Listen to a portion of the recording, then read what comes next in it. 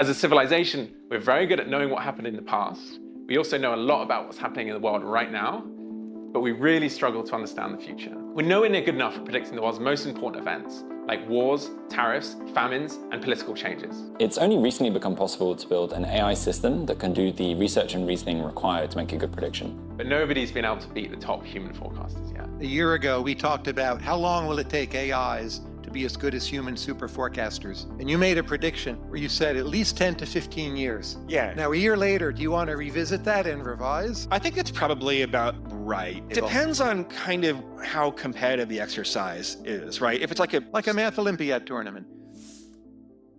We decided to enter the Metaculous Cup because it's like an Olympiad for forecasting. Trying to bring a lot of questions in different domains that are going to be relevant to events in the world over the next few months and let people predict on them and compete for who does better or worse. They ask genuinely important questions about geopolitics, tech, business, energy. There are some pro forecasters. There are a lot of people who have been on Metaculous for years, myself included. There are people who are doing it casually. So the first thing about forecasting is that you don't actually say whether something's going to happen or not. The right way to do forecasting is to give probabilities to everything. Everyone's answering the same questions, and once we know how things have turned out, you're scored based on how likely you said the outcome was compared to everyone else. The task of making accurate, well-calibrated predictions doesn't really fit with how LLMs are trained to behave. Super forecasting is this entirely different skill that is all about breaking down scenarios into mutually exclusive parts, being well-calibrated, coming at the same thing from multiple angles. The Mantic system is different from a statistical model. It thinks more like a human forecaster would. Forecasting is a skill. Certain people consistently outperform others in these tournaments. Want to figure out how often does this category of event occur. So there's a few questions where I get hooked by them, and then I spend way longer than I should be forecasting one question in particular. Like the UNESCO World Heritage question, that was a great example of it, where I probably did 10 hours of research on that one question just because I like UNESCO World Heritage sites. We did a pretty good job on some of the early questions, like one about India-Pakistan conflict. So we made it up to 50th place by mid-June. It felt good to be competing with humans. This was always the goal since we started the company, to match the human pros. We started the company in October 24. I'd left my job at DeepMind and Ben had left his job as head of research at another AI startup. We had to build the company from scratch. Mantic is underway. We stayed in stealth, focusing on research and development. We hired great people. We wanted to work on this incredibly difficult technical problem to unlock better decision-making across government and business. I'd been researching the future of AI capabilities and how this interacts with geopolitics, but it felt like too much for the human brain. We need help. Yeah, so in some sense, this is the final problem, because if we can forecast what's going to happen at a high level of granularity, it sort of unlocks everything, right? It's you can predict what, scientific directions are promising, what companies should be invested in, what social policies will lead to what outcomes. We did well in competitions against other AI systems, but we were all getting crushed by the human pros.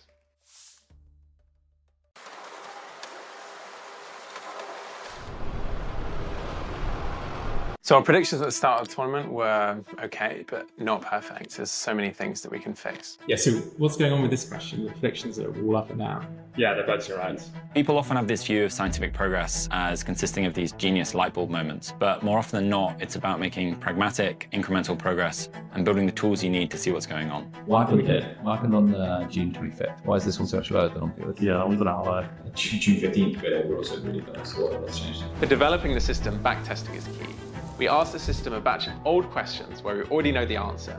That way we can instantly grade its predictions. It means we can improve so much faster. We have such a strong compass. I have to learn from my mistakes over time. I can't pretend I don't know something and then reforecast it, which slows down the process. We started actually doing quite well in the tournament. We weren't sure it was going to last, and the other forecasters were pretty skeptical. I think why most people think they're going to drop is they figure there's just going to be a couple questions where the AI makes some really silly mistake. The self-driving car that just sees a weird cone and just stops in the middle of the road. The question about Chinese solar panels was a good one for us. Yeah, so the solar forecast. China had been installing a lot of solar capacity. The question was about how many gigawatts they'd install in July. I love this question because you can't just draw a line through the data because there's so much more going on. This was one where, going through multiple years of documents in Mandarin, like looking at every month and like building out a model and kind of seeing, okay, well, how often does it really like go through large jumps and drops? Like how much did this recent announcement play into it? That would have helped. From the start, Mantic was predicting a really big drop. It knew that there was a subsidy program that had been withdrawn starting in June. It's making new prediction every day, and as time went on, it got more confident. It was finding these reports from Chinese sources that suggested the numbers were going to be low. The community was slow to catch up, so we got a lot of points for being early, as the outcome was 11 gigawatts. At a certain point, my forecast shifted a lot, or I think, if anything, I had a pretty broad distribution, and then I kind of shifted more weight to the 10 to 20 range. I like how the system's willing to make this bold prediction, which disagrees strongly with the human community. In forecasting, it's really important to guard against groupthink. Normally, when you give an AI system an exam, you have to worry you've already fed it the right answer. The beauty of forecasting tournaments is the right answer is unknowable when you submit the prediction, but it means we have to wait to find out how well we did. 8th place. And over twice the score of the next best AI system. Nobody had got close before. It was a break from the trend. I think I was a little surprised it's happening now and not like 9 months. People didn't really expect you guys to do as well as you have been, which, you know, I'm sure is very exciting. We're still not superhuman. We need to keep pushing. We don't know where the performance ceiling is. It's analogous to when they were, when Deep Blue was overcoming humans, where it was kind of unclear at that time, like how much ELO was there left to get. I think AI forecasting is going to be this really powerful tool that helps people see the future more clearly. I mean, sort of like analogous where people like AlphaGo learn new strategies, people learn from those strategies, and then like you get like the ability to push yourself further. This massive technological upgrade that we're going to have, I think, is going to, I hope, permanently upgrade the decision-making ability of our entire civilization. I think we're on the cusp of something here.